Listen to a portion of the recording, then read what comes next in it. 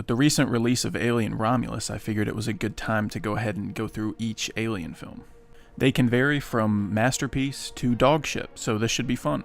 Before we get started, if you don't know, I have a podcast called the Film Scoop Podcast. We upload every Tuesday, so that's a lot of fun. Go check that out. If not, that's great too. Also, I didn't watch AVP Requiem because I didn't want to. So we're going to be ranking 8 films here. Starting off in last place is Alien 3, a movie which I hate. I despise Alien 3. It's quickly becoming one of my least favorite films ever. A lot of people call this film Alien 3, but I like to call it Alien Brown, because the entire movie is fucking brown. Why is it brown? Alien and Aliens both have amazing cinematography and color grading, and then this movie is fucking brown the whole time. And what's the first thing they do in Alien 3? They kill 2 of the main characters in the previous film. Characters that everyone loved. One of which was a child. That's how you really get an audience on board, huh? They kill them off screen for no reason. They should have never been included in the film. And not only do they kill them, but they also force us to watch them mutilate their bodies. But moving on from the fact that they murdered Newton Hicks right off the bat, it's an extremely dull movie. Everything about it is dark and depressing, but not in the way that Alien was. The original Alien did have characters being murdered by a xenomorph, but the film still had a sense of life to it that Alien 3 doesn't. And there's also just so much shit that doesn't make sense. Why is there a facehugger on the ship? Why is there an alien inside of Ripley? Why is everyone so ugly? Why did they make the alien CGI? We have 2 previous films that used practical xenomorphs and they look amazing. Why are we moving backwards? Later in the film, Ripley realizes that she needs to kill herself because she has an alien inside of her, and the only way to prevent it from being born is to kill herself. But she says that she's not brave enough to kill herself, so she needs someone else to do it. Because Ripley being brave is just a foreign concept, I guess. All of the characters in the movie are very bland and very forgettable, but there was one that stuck out, played by Charles Dance. And then they kill him halfway in the movie. So that's great. This is awesome. I just can't believe that this is the best idea that they could come up with for a sequel to Aliens. Also, a lot of people praise this movie for being different. I'm not sure what's so different about it, other than it being horseshit. It's still just Ripley trapped in a place trying to survive a xenomorph. It's basically the same as the first movie, except done shittily. But regardless, David Fincher's innocent. He's one of my favorite directors. He did nothing wrong. You can research the behind the scenes of this film. He had basically no control, and I think if he got to make another Alien movie today, he would fucking snap. But in the case of Alien 3, he was incapable of snapping. Number 7's Alien Resurrection, and this one is a tiny bit better, and that's simply because of the tone. It's a little goofier, a little campier, and so there's a little bit more enjoyment to be had, but it's still a lot of the same issues that I had with Alien 3. The story isn't very good, the characters are boring and forgettable, it's not really introducing much that's interesting into the franchise, and bringing Ripley back after killing her in Alien 3 was just such a blatant cash grab. They didn't do anything interesting with her character that was worthy of resurrecting her from the dead. They just did it because they didn't have any other ideas and they wanted to make money. But there are a couple fun things about the movie. The basketball scene is just bizarre. Hey, girl.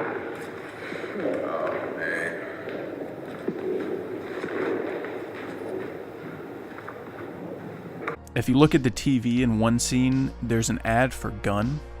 No specific gun, just gun. And then later in the film, there's also an advertisement for knife. Just knife. There's a scene where an alien freezes a guy to death, which is actually pretty fun.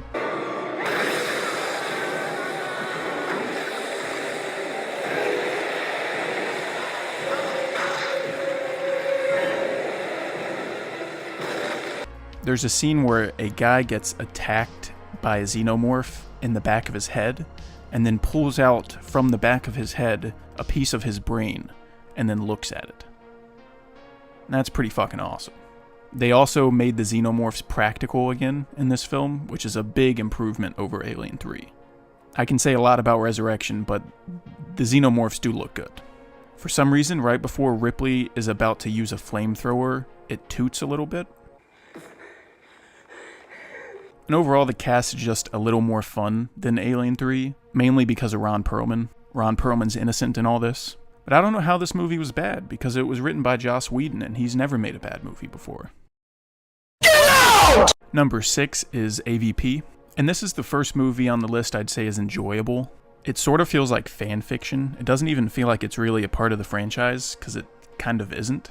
It feels like a movie you would think of in your head when you're like 12, and it plays out kind of like that too.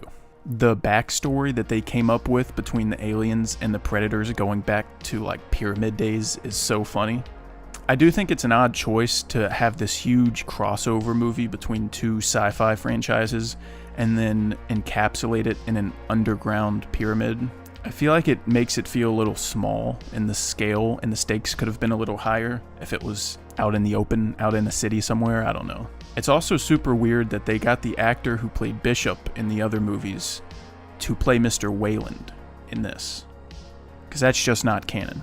But overall, I can't say too much bad about this. It kind of knows exactly what it is, and that's kind of endearing.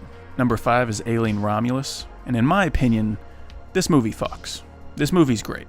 There's 2 flaws which I'll mention in a second, but overall, it's a great installment into this franchise, and I think people are being way too hard on it. Fede Alvarez's direction is amazing. He built practical sets, and you can definitely tell when watching the movie. It feels like you're back in the alien world again. The xenomorphs are possibly the best they've ever looked. They're 100% practical. Fede also introduces a new sort of alien, which I won't spoil if you haven't seen it, but it's possibly the scariest thing in the whole franchise. I think Andy is one of the best androids in the whole franchise, probably right behind David. The score is amazing. The lighting is amazing. I love the scene where the characters are being chased by a swarm of facehuggers. It's sort of an idea that makes you wonder how they haven't done it before now. And the same thing goes for a scene in the third act, which I won't completely spoil, but it involves an acid and a hallway. That sequence is incredible. One of my favorites in the entire franchise, for sure. There's also a scene where the characters have to sneak past a room of facehuggers. But facehuggers are attracted to changes in temperature, so they have to match the room's temperature with their body temperature to blend in, so the facehuggers can't detect them.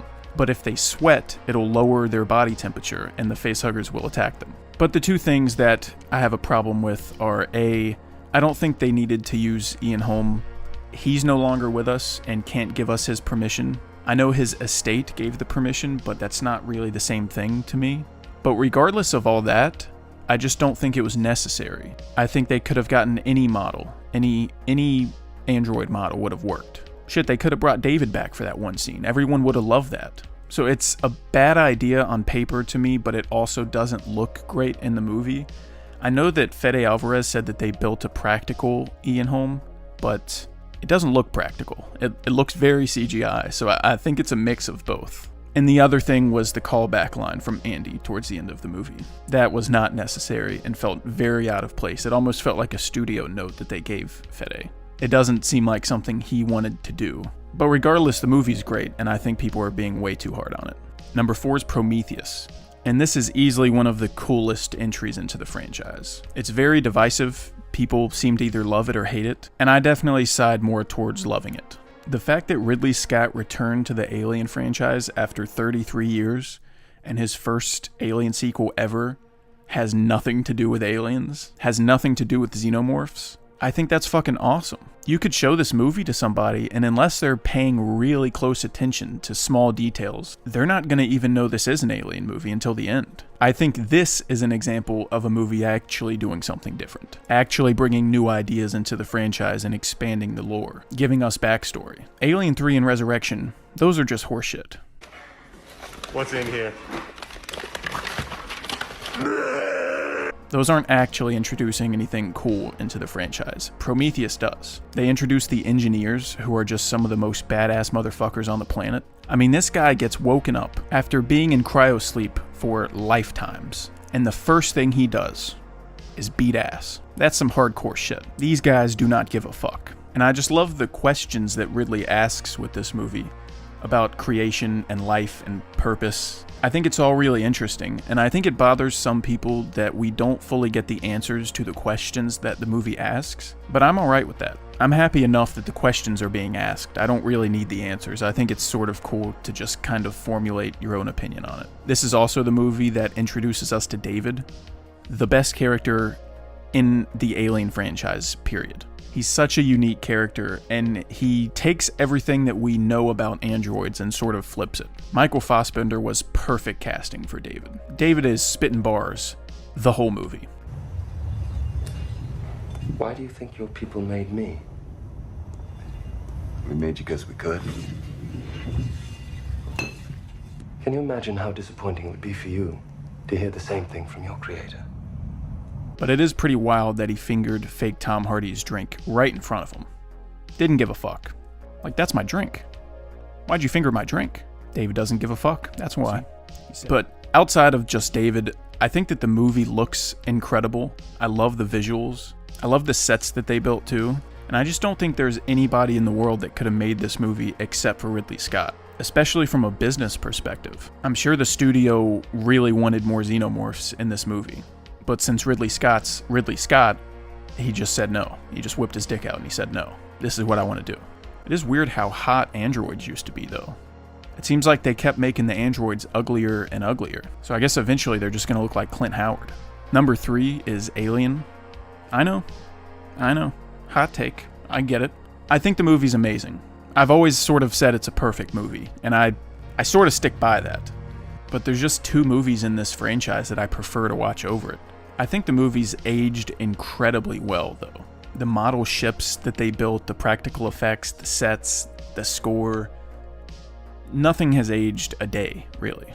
It was really ahead of its time, and it's kind of funny that it was created because studios saw the success of Star Wars and just wanted anything in space, so that's why they made Alien. So I do think it's a perfectly made movie, but I just think there's 2 other movies that have more going on, more that I latch on to. And I do think that this movie can just feel a little repetitive. After you've rewatched it a couple times, it can sort of just feel like person gets killed by xenomorph, 10 minutes later, person gets killed by xenomorph. Whereas the other 2 movies don't really feel like that for me. And number 2 is Alien Covenant. I just watched this for the first time, and I've always heard negative things about Covenant. And now that I've seen it, I don't know why. It's exactly what I would want from an Alien sequel.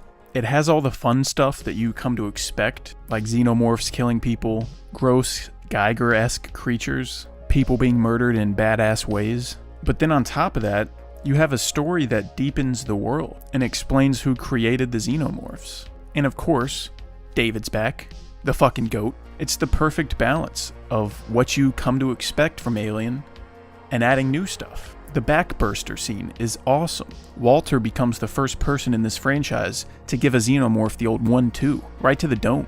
David drops this baller-ass line. It's your choice now, brother. There will be further in heaven or rain in hell. David fingers Walter's flute for him. I'll do the fingering.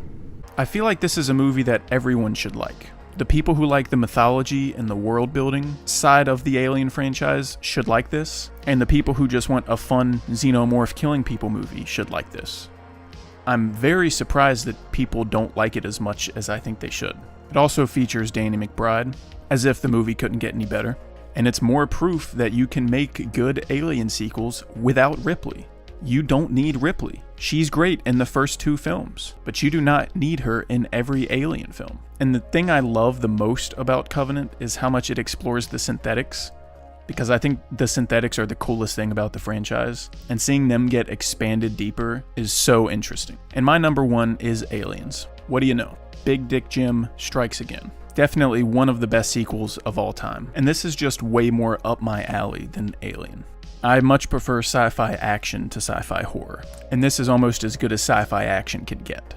It takes what was great about Alien and just gives you more. And this has something that the 2 90s sequels did not have, which is a great cast. Not only do you have Sigourney Weaver returning as Ripley, but you also get Bill motherfucking Paxton. Game over, man. It's game over. What the fuck are we gonna do now? Now that guy is an actor. Every movie needs Bill Paxton in it.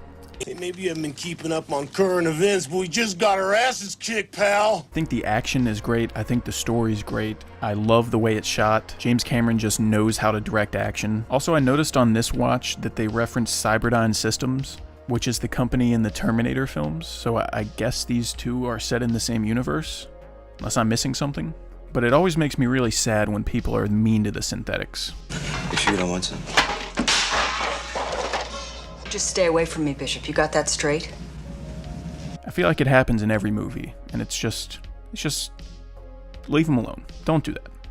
I love that Vasquez's gun is way too big, and that they give the smallest person in the crew the minigun.